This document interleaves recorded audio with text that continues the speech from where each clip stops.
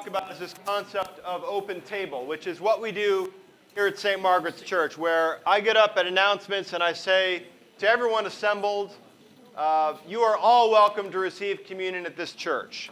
Now, when I'm looking out on the congregation, I have no idea how many people have been to St. Margaret's before. I have no idea how many people are Episcopalian. And increasingly so, I have no idea how many people are Christian. Right? And this is important because I'm going to talk about this later on. But looking out to 200 people in the crowd, I never have any idea about what I'm going to find. All right? So we make this invitation to everyone because they're there present at St. Margaret's in the pews. I make the invitation to everyone to receive communion. Now, what scriptural stories around invitation to receive bread are given in Scripture? There are two of them, really, that I think of, that I kind of rely on. The first one is Luke chapter 22. It's the Last Supper. And Jesus says, take this bread and eat it. This is my body given for you. And then he takes the cup and he blesses it and he says, this wine is my blood shed for you, poured out for you. Do this in remembrance of me. And so we are commanded to do Eucharist. All right? This is Jesus' command to us at his Last Supper. He says, whenever you do this in my memory. Do this in remembrance of me. So Jesus is essentially giving us a meal and saying, I want you to continue to do this. I want you to continue to break bread together. I want you to continue to share a cup because it's important to me. Now the other one is in the 6th chapter of John, which is the Bread of Life discourse. It's, every couple of years we go through the whole thing in August, 5 weeks of the 6th chapter of John. It's got about 70 verses in it. It starts with the miracle feeding, and then Jesus goes on to extrapolate about how his flesh is the bread of life, and how you need this flesh. You need to eat this flesh, this bread, to have life in you. And this is an important thing because it teaches us about what Jesus means this meal to be about. This communion meal, he wants it to be something more than just a sacred meal, more than just a common plate and a common cup. He wants us to actually feast on him at this meal. All right? We're also commanded to do it by the prayer book. In 1979, we got the new prayer book. All right? I know it's funny because it's really not new yet. It's over 30 years old. But we still call it the new prayer book. And the 1979 prayer book made two major shifts, two major emphases from the previous prayer book, which was 1928. So you can imagine that in 1970 they were calling that the new prayer book. So in the 1928 prayer book, they did a service called morning prayer, more often than not. How many of you remember going to morning prayer as a kid? All right? How many of you went to morning prayer as few as 10 years ago? There's a morning prayer church around, all right? So churches still do morning prayer, all right? But the change that the 1979 prayer book made was that it gave greater emphasis on the Eucharist as the primary Sunday liturgical deal. So on Sundays, no longer was morning prayer to be the standard, but it was really going to be Eucharist from that point out. You're going to do Eucharist every week on Sunday. So those of us who are new to the Episcopal Church, who are new to Christianity in general, you may not have known a Sunday when we don't break bread and share wine together. It's that important. I mean, it's gotten to the point to where Sarah and Jane and I, when we talk about liturgy, we say, well, let's do a Vespers or something. James will say, let's do a Vespers. And I'll begin scratching my head saying, well, what about Eucharist? People are going to want bread and wine. They're going to leave if we don't feed them. I mean, they're going to want that stuff. And typically, if people come into a church and there's no Eucharist, they say, well, why isn't there Eucharist? Even at St. John's Lafayette Square, where I used to be in Washington, D.C., they did morning prayer like the last Sunday of every month, or some schedule like that. And they couldn't just do morning prayer and let it be. They did morning prayer and then let everyone leave, and if you wanted to, you could stay in the pews, and they'd have a short little communion service after morning prayer, because they knew that people just wouldn't feel right without receiving the bread and the wine. It was that important to them. Now, in 1983, I had a transformative experience. I was in 8th grade, and I was going to St. Mary's School in Oneonta, New York. It was a day school, grades K through 8, and I was now in 8th grade. I had been there for 3 years. I had my share of run-ins with Sister Robert Ann, and essentially, I wasn't flying under the radar there. All right. So, flash forward to June of 1983, and Father Jaliski, the priest, came in and looked at the class of 28 seniors or so and said, "Who here has not been baptized Roman Catholic?" And myself and Marie Zimmerman, we raised our hands. And he said, as if he was saying, the sky is blue, he said, "Well, you two won't receive communion at graduation," and walked out. And I just thought, oh, okay, well, I'm still going to put my hands out. We'll see what happens then. And, so graduation night came. I think it was a Thursday night, and, big church, St. Mary's Church, and we all line up to receive communion, and I'm up there, and I put my hands out, and he walks right by me, right? He walks right by me. And I turned around and looked at my parents, and they had already left. They were already running down the aisle to get away from it. And that was like my first transformative experience of the Eucharist, that for some people, you go to the rail and they say, "Sorry, it's not for you." And it's not that way only in the Roman Catholic Church. It's that way in other churches as well. It's that way in some Episcopal churches, where they really have an issue with giving communion or sharing the sacraments, if I can be a little broader, with those who are not part of the community. And this was a transformative experience for me, a formative experience, because it really shaped the way that I saw ministry. I mean, this was 20 years before I was ordained, but it really shaped the way that I saw ministry and what it could do to people. Not only what it could build in people, but how it could also tear people down and hurt people. So this is a really important thing for me as I was growing up. Over the years, I went through, I not only went to St. Mary's School, but then my experience there was so good that I went to a Roman Catholic college. I went to Providence College, a Dominican school, which is to say, it's still part of my blood, right? So I went to Providence College, and I learned more in basic Catholicism, which they kind of said, basic Catholicism is a class that you have to take to fulfill your religion requirements. And it's just like CCD, so you're all going to get A's, but that's because 95% of the population of Providence was Roman Catholic. So those of us who didn't grow up with CCD, we got C's. So it's the worst grade I got at Providence. Anyway, I did learn about transubstantiation. And this is one of the reasons why the Roman Catholic Church, for example, will not allow or frowns upon people from outside of that community receiving bread, is that in order to receive communion, you have to believe in transubstantiation. Transubstantiation simply means that during the consecration of the bread and the wine, that it actually changes substance into Christ's flesh and blood. All right, that's the idea. And we have scientists here, right? We have scientists here. I'm looking around there. We do. If you took the bread that we just served at 9 o'clock, that we're going to serve at 11:15, and the wine, and you put it under a microscope, what are you going to find? Probably you're going to find bread and wine still. You're probably not going to find any human DNA on it per se. So I always like this thing from It's Always Sunny in Philadelphia, where Charlie says, "You're telling me that you believe that Christ comes back to life every Sunday in the form of a bowl of crackers, and then you proceed to just eat the man?" I mean, it's a rude way to put it. Because here's the thing about communion, is that it can't just be scientific.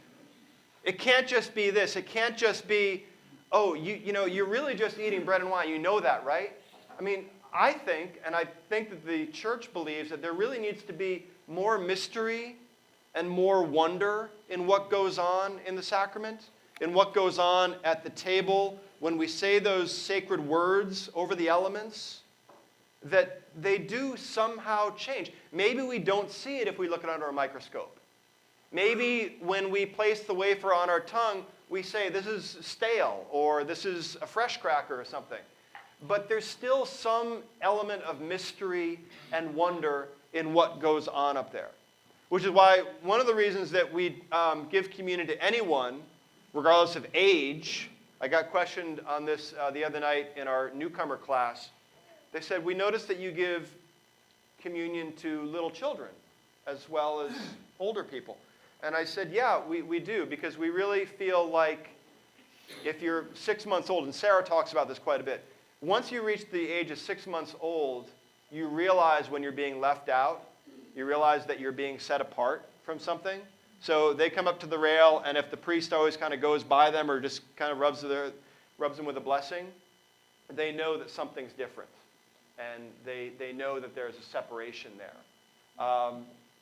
And so the response is, well, a 6-month-old or a 1-year-old or a 5-year-old is not going to understand what happens at communion. They're not going to be able to talk about it in a way that's fit for communion. And I would say, well, I think there are a lot of 44-year-olds that really don't know exactly what happens up there. So we talk about it in terms that everyone at any age can understand. So, if you're in your 70s, you understand communion maybe at a different level than someone who's 7 years old. But at the age of 7, you might understand communion as a really special meal with a family. And next week, we're going to bring in 6 new people into the family of Christians, of Christ followers in baptism. So you share a meal around the rail with that family, right? And that's what communion is for a 7-year-old. That's how we try to explain it. And we have a class for that, all right? So the idea of having separate communion at separate churches has to do with some beliefs. And in the Roman Catholic example, one of the ideas is transubstantiation, is that you have to believe that it actually becomes flesh and blood, all right? Now, for Bishop Sutton and I had a talk about this. He talked with a number of clergy back in April or May. And it was the first question that he asked to the group of 7 of us that were gathered. He said, now I want to know what you do in your churches. Do you offer communion to everyone, or do you say that it's simply for baptized Christians? And of course, I was the first one to answer, because it's like a circle, and it's like, all right, you go first and you go next. And I'm sitting right next to the bishop. So, all right, well, and I said, all right, so here's what we do. Here's what we say every announcement time. Here's what I say. And he said, okay, this is not a witch hunt. I'm not going to try to twist your arm or change your mind or anything, but, I'm going to give you some things to think about. And so we went around the room, and sure enough, the other 6 clergy were all like, yeah, we do baptized Christians only. So I was like, totally left, hanging in the wind. So the bishop said, look, here's the deal. Back at General Convention in 2012, they had a resolution that he actually worked on, C029, that said that the normative experience for Christians, that the church's ancient norms say that only baptized Christians can receive communion. In other words, all are welcome to the table. But if you want to be fed, you have to be baptized first. All right? And so he was part of the task force that wrote that resolution. So it's something that's very, very important to him, that there is a substantial link between the sacraments of baptism and communion. And it is an important one. So I'll tell you another story. When I was about 25, I was working for a youth group at my church in Oneonta. And there was a girl who started coming to church, and she was dating one of the other kids in our youth group. And she would never come up for communion. And I would say, oh, no, come on up here. Don't worry about the rules. It's okay. Don't worry about it. She said, no, I want to be confirmed. I want to be baptized first. She wanted to be baptized first. And so we took a trip to Greece. Our youth group was able to raise money and go on a trip to Greece following Paul's footsteps. And in the harbor of Patmos, we baptized her on the deck of the ship. And then we all shared communion. And again, that was a transformative experience, because for her, that wait to be baptized before she could partake in the meal was so special and so important that she wasn't going to let me twist her arm or bully her. And that meal became that much more important to her. So what Bishop Sutton would want us to do is to make a clear link between baptism and communion. To say, in order to get to communion, you've got to first go through baptism. And I think I've heard the presiding bishop offer the idea of having an ongoing font in your church. And at the announcements, say to people, we're about to enter into the sacred meal of communion. If you'd like to receive communion and you have not been yet baptized, please make a line over to the left or something like that, or go over here. Here's where you can get baptized if you really want to receive. And again, I'm not sure whether that was the presiding bishop or not. I think she may have been in support of that. I'm not sure. But for me, that essentially cheapens baptism by making communion the carrot, almost. It doesn't really seem to make sense for me. So the bishop said, I have some language that you might consider using in your bulletins. And that language is as such. What follows is the Holy Communion, the sacred meal of the Christian faith. While the Episcopal Church, as with all churches rooted in the historic Christian faith, affirms that the sacrament of baptism is the ancient and normative entry point for receiving the sacrament of the Eucharist, we also believe that anyone who desires to receive the body and blood of our Lord is always welcome at God's table. Wherever you are in your spiritual journey, the Episcopal Church is here for you. And we invite you to explore with us what being baptized could mean for your life. Want to know more? Please see clergy name following the service. I think this is good and fine. It's not where we are as a church, because for me, what it does is it confuses a really gracious welcome with a lot of church language. For me, and again, I'm very open to debate. If you want to talk to me about it, if you want to send me an email and talk about it, that's fine. But for me, the grace is God's to be given, not ours. So who am I as the priest? Who are we as a community, as gatekeepers, to say, you can't have God's grace until you get this part of God's grace, that it's kind of a linear journey. Because what I've found here at St. Margaret's is that there are enough people who have been brought to the table to receive communion who are then convicted enough to say, I want to join this family. What do I need to join this family?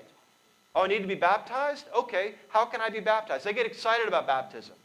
It doesn't become, the first hoop that you have to jump through to get to, the common meal.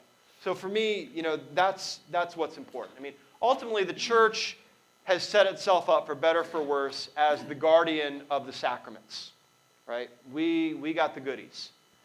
And when we hold on to them too tightly, I think they turn sour, especially to a world that needs them, all right?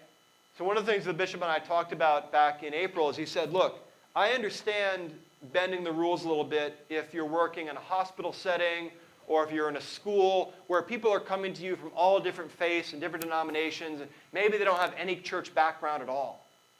And I said to him, but that's what the church is, and that's what it's becoming more and more. I mean, that I think 1 out of every 3 or 4 people under the age of 25 has no religious affiliation? So as they grow, they may come to us, and they may not have any clue as to what the seven sacraments are. They might not have any idea about what the linkage between baptism and communion is. So it's up to us to teach that. But do we teach it in a way that says, we're going to keep these over here for now. We're going to start off with this one.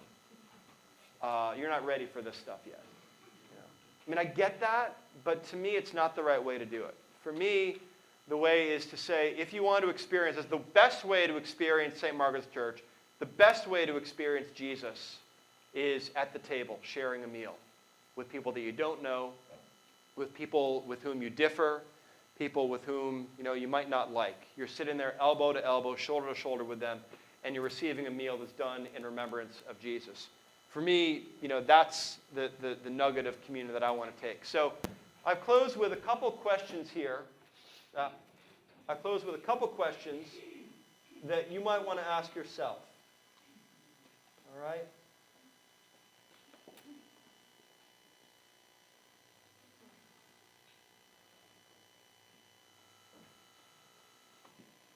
How tightly should we hold our sacraments? How tightly should we hold our sacraments? The story that I like to tell around here is that I'm not the one standing up here saying this is what I do, because what I think I do is a reflection of where we all are as a community. So my first 2 months here, I got called by a family who wanted to have their child baptized. And I said, well, I'm the new rector and I'm the new sheriff, and I'm going to put a policy in place because we don't want just anyone coming here to be baptized. We are not a drive-by baptism church. We're not going to be. So I said, you've got to be known to the treasurer. You've got to pledge for 6 months before we're going to entertain baptizing you. And the afternoon was not done before I got at least 2 angry calls from parishioners who said, what do you think you're doing? And I backed up, I backtracked. I even called Amy Richter over at St. Anne's. And Amy said something really wise. She said, I don't like to put barriers in front of baptism because it's such an entry point to the church. And that made a lot of sense to me. And then talking more with those parishioners who were angry, kind of came around 180 degrees and said, yeah, we will baptize really anyone who comes to us who wants to be baptized. So again, that's something where I've learned to let go of the tightness with which I hold some sacraments here at St. Margaret's Church. What is the risk of turning people away versus making communion too open? And one of the things that we get accused of is offering cheap grace. The idea that, you don't know what the bread and wine means because you're just walking into church and you see people going up for communion. You really don't know what it all means, and you reach out your hands and you get this wafer, and, well, that's just what they do at St. Margaret's Church. You don't know anything more than that. Well, here's what I do know. I know how I felt when I was in 8th grade and I was turned away. I know that. I still don't know exactly what happens when I give Shelby a piece of bread. I don't know what happens in her heart. I don't know what happens when George passes the cup to everyone, around the altar. I don't know what happens there. But I know what it feels like to be told no.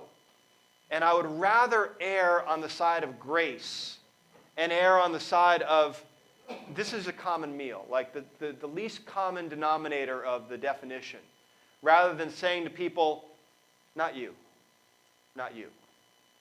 How can we make our invitation to baptism as welcoming as our invitation to communion? And this is really where the bishop and I are in 100% agreement on this, is that at St. Margaret's, I think we need to do a better job of making the invitation to baptism as welcoming and as inclusive as our welcome to communion. Communion, we do it every week. We do it every Sunday. I can't get up the morning of a baptism and say, anyone who wants to be baptized, the font's up here. Come on up. Well, I could. Couldn't I? I could say that. Yeah, it's kind of like an altar call. Maybe that's what it is. But, again, how do we link those two in this community given our peculiar setting and given our incredible platform, as Andy called it, our platform for being able to welcome people who are outside of the faith or outside of our denomination? What ways can we make baptism as inclusive and as open and as heartening and welcoming as communion? So what questions do you all have at this point? Tom? You have water in the font for us to renew our baptism as we go by. Why not ask people next Sunday if they haven't been baptized? Tom says, why not ask people next Sunday to be baptized if they want to come forward? Because we have water in the font, holy water in the font every Sunday. If you want to renew your baptismal vows, we do that any given Sunday. It's a good question. Would we do it on a Sunday that we're not doing baptism? Logistical realities. Logistical realities, exactly. Tom's the rector. He knows. So. Yeah. But it's a great question. It's a great question. How often would we do it? How often? Other questions? Katie. I have a son in Catholic school, and he was told from day one that since he was not Catholic, he could not have communion. Later on, I learned he's been taking communion, and I said why, and he said the chapel didn't catch on fire and the earth didn't end. Yeah. And I left it at that, and I've never really been sure what to say, if anything. On one hand, I want him to be respectful, but I like to think, he views the table at Spalding as the same table here, and he knows he's welcome here, and so to him, it's the same table. Yeah, exactly. That's a really great point, Katie. If anyone didn't hear, the story is that Katie's son is in Catholic school, and he's been receiving because he's realized that the world doesn't end if a non-Catholic receives communion.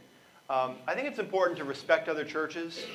At the same time, I'd be lying if I didn't say that I get a kind of rebellious thrill,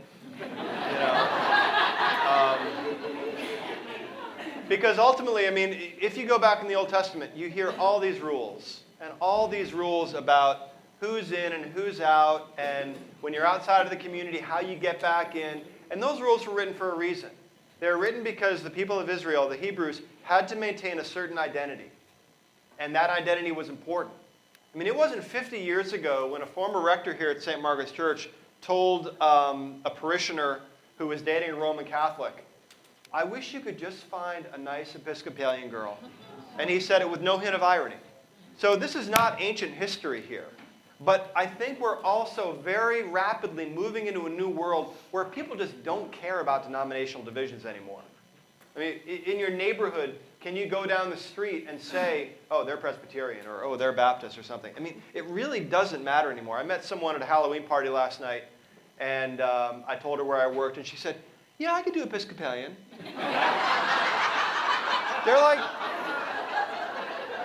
They're Catholic light, right? And we got to talking, and she said, "Well, I'm Presbyterian, but I don't like fundamentalist Presbyterian stuff."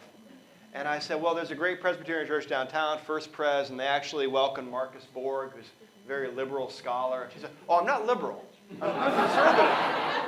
For her, fundamentalist meant like wave your hands in the air and talk during church. And she's very much old school Presbyterian, like you don't say anything in church. So we're coming into a world where all these denominational things are getting blurred.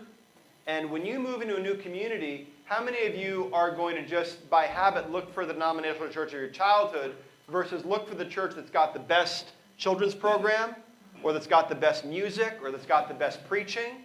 Not always Episcopal. Some churches are going to be the Methodist church, sometimes it's going to be a non-denominational church, all right?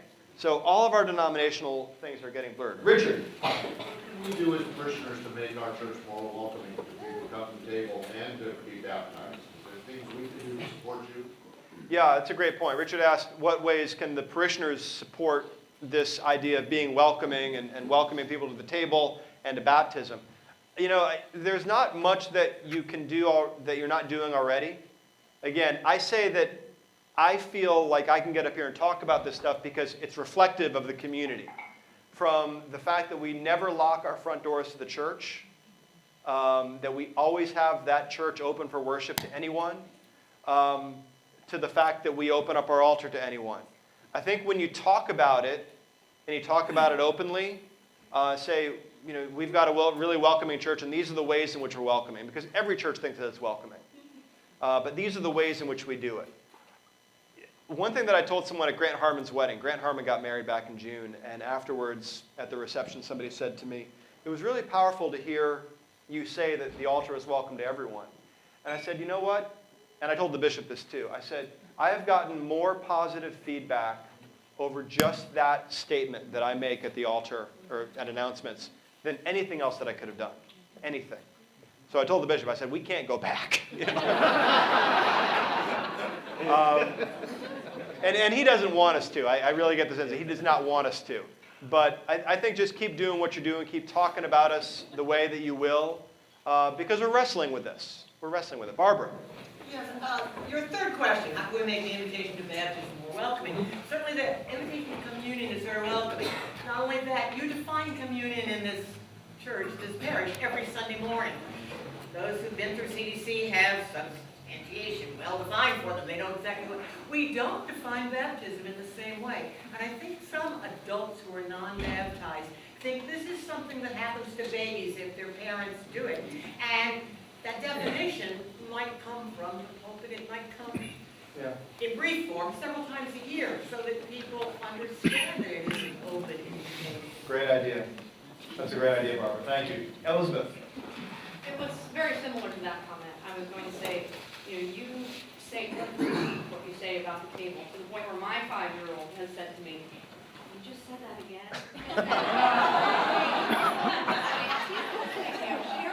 Yeah. But we don't do that with baptism. We don't just physically speak speak about baptism as much as we speak about the table. And I understand logistically having a baptism every week would be difficult, but talking about it every week may not be. Yeah, that's great. That's great. Izzy? Can you name other Episcopal churches in our diocese that are celebrating open table? Open Table in the Diocese of Maryland. I want to guess that Stewart's probably doing it up at Cedar Cross. I don't know. He is? Okay, good. Dina von Claveren, all right. And, you know, I really can't say for sure. I mean, I kind of want to look at a priest and know who they are and know who she is and say, yeah, you probably do this too. But I don't know. I can't say for sure. I recently used the term open table with someone, Yep. and someone at another Episcopal church said, oh, we're doing that. And I questioned whether the term open table means to everyone the same thing. And you're using it in terms of, baptism as a requirement. Yeah. But might another parish be using that term but still having baptism as a requirement? Probably not. I think it's pretty clear right now because the conversation is happening at a number of levels, not only at the national church, but also John Willard tells me that they're talking about it in seminary, which actually kind of is not good because it means we should have been talking about this 3 years ago. Seminaries are always 3 years behind the times. Anyway, I think probably now enough people really know that open table means giving communion to everyone regardless of the baptismal status, offering it to anyone. And not just welcoming them to the table. That would be the catch, is again, the idea of welcoming someone to the table, but saying, but no food for you. I just don't get that. I don't understand how you can in good conscience do that, and call it welcome. John? You've talked about that we should be open with sacraments, and I'm with you on that. But the reality is that there are other sacraments that we do and should hold very tightly. Consecration of clergy, we don't want to just give that to anybody who shows up. Marriage, right. I don't want to marry anybody who shows up. I want to marry the one person who's not here today, by the way. It's not. But what I struggle with is, why should communion be more open than baptism?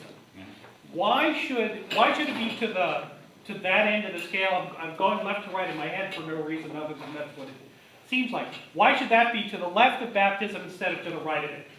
The way that it is to the left of confirmation or other kinds of sacrament. And why, I don't think that we have to have baptism every Sunday in order to make it more open. We could have it once a month, which is more often than 4 times a year, and there's a logistical thing with that too. I don't know, I guess I'm still struggling with why communion should be more open, more of an entry point than baptism. Okay. Just briefly, let me answer that just briefly, and then we'll get to one more question. I would only just lean on Scripture to say that anecdotally, the stories of Jesus that hold the most power for me are the table fellowship stories. And so when he is at table with people, not just the Last Supper, but when he is at table with people, he eats with anyone. He eats with the worst of the worst, who maybe have not either professed belief in him, said, I will sell all my possessions and follow you.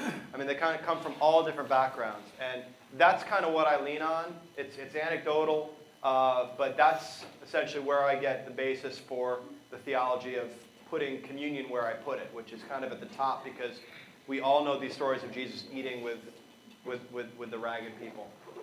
Vedas. Yeah, I don't know anything in Maryland, but the church that we came in from Atlanta, about 6 years ago, they changed it from Baptist to anybody that wants to come to table. And the reason it was we were having group discussion with the peers, and Ogie, my wife, brought up the idea that Jesus, when he was feeding the multitudes, he never asked them if they were baptized, if they were even followers of him or anything. He just fed everybody. Yeah. And this being God's table, it should be open. And the priests, the next week, they changed it to open. I want to let John, you and Vedas and Dave can talk about this offline if you want to. He seems that's passionate about it. Last question for Mike. I was going to say, you know, that the order is reversed in that as an adult who has not been baptized. You're baptized as a baby, you're not even aware of it, right? But as an adult, you can imagine being baptized and standing up as an individual in front of the church is very important. Whereas communion is that kind of entry point where it's a small thing that you can do in